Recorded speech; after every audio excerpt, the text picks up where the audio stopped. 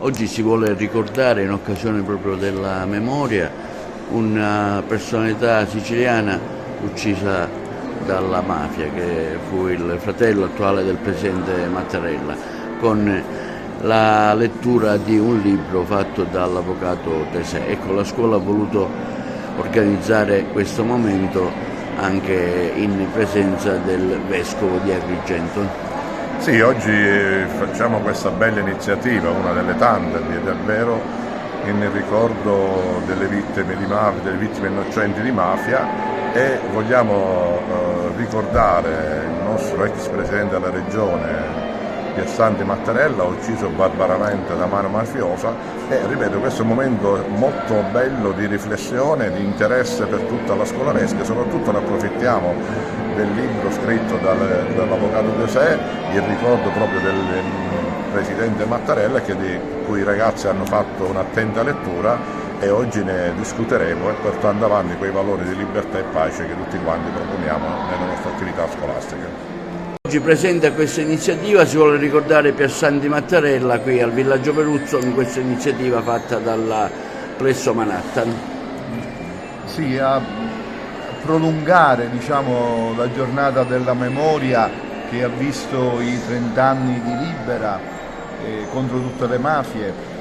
Oggi qui si ricorda la figura, in particolare la figura di Piersanti Mattarella, anche lui vittima della mafia, del potere mafioso che, infestava la Sicilia e la Palermo di quegli anni, e che si è trasformata ma non è finita. Le vittime innocenti della mafia sono tante, quelle quantomeno riconosciute,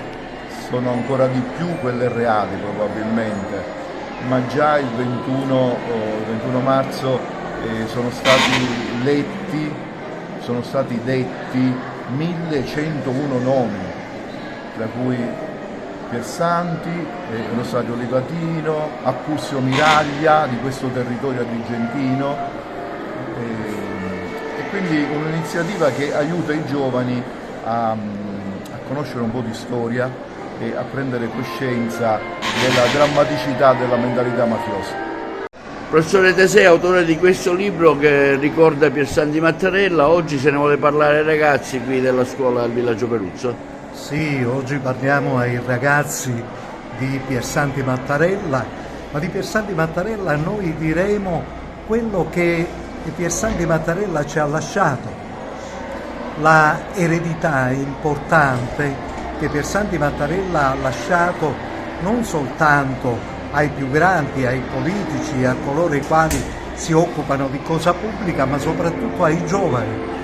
A Piersanti Mattarella i giovani stavano molto a cuore, lui ha creduto molto nella formazione,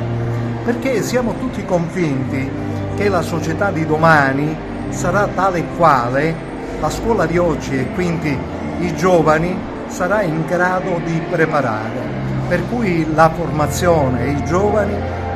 è importante che abbiano una guida, dei modelli, dei riferimenti. Ebbene, io penso che Piersanti Mattarella possa essere un punto, un modello di santità, un modello di politico, un modello di uomo, un modello di persona da poter essere additato da esempio ai nostri giovani, ai giovanissimi. Una delle cose che io ho voluto sottolineare nella mia testimonianza, nel mio libro Piersanti Mattarella, un politico cristiano, è la felicità che mostrò Piersanti Mattarella allorquanto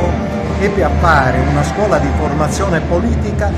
e il 50% dei giovani, dei ragazzi che vi parteciparono, erano i ragazzi dai 13 ai 17 anni. E oggi noi abbiamo qua ragazzi di 13 anni. Sarebbe felice Piersanti Mattarella vedere tutti questi giovani virtuti a partecipare a un evento di questa importanza. Ma oggi lo siamo noi per lui, e quindi quel seme